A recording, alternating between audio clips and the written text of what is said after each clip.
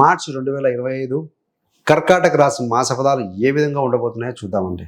ఈ యొక్క అష్టమ శనితో బాధపడినటువంటి యొక్క కర్కాటక రాశి వారికి విముక్తి లభించబోతుంది 30 మార్చి నుండి. సో మొదటిగా విద్యార్థులతో స్టార్ట్ చేస్తాం. స్టూడెంట్స్కి ఎలా ఉంటుంది? This is the time for exam అండి. ముఖ్యంగా ఎగ్జామ్స్ లో అంటే పరీక్షలు రాసేటప్పుడు కూడాను బుధుడు అంటే ప్లానింగ్ వక్రీకరించి బ్రాకెట్ లో ఉన్నారు కాబట్టి 1-2 సార్లు చెక్ చేసుకున్న తర్వాత ఆ షీట్ లో నెంబర్స్ వేయడం కానీ ఏదైనా సరే చెక్ చేసుకొని సబ్మిట్ చేయడం ఉత్తమం. బట్ ఈ డిగ్రీ స్థాయి విద్య చతుర్థాధిపతి శుక్రుడు బలంగానే ఉన్నాడు, 9లో ఉన్నాడు. డిగ్రీ స్థాయి విద్య ఎక్సలెంట్ గా ఉంటుంది, ఏమి ఇబ్బంది లేదండి. మరి పంచమాధిపతి కుజుడు వ్యయంలో ఉన్నాడు. ఎవరైతే కనుక బహుదూరంలో ఉంటారో, విదేశాల విద్యను అభ్యసిస్తూ ఉంటారో అలాంటి వారికి బాగానే ఉంటుంది.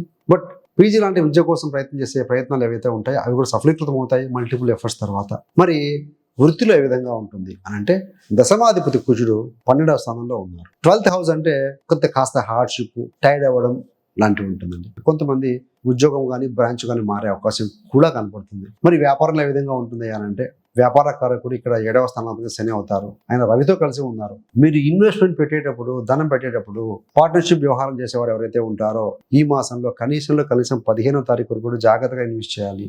బాగా ఆలోచించుకుని నిర్ణయం చేయండి.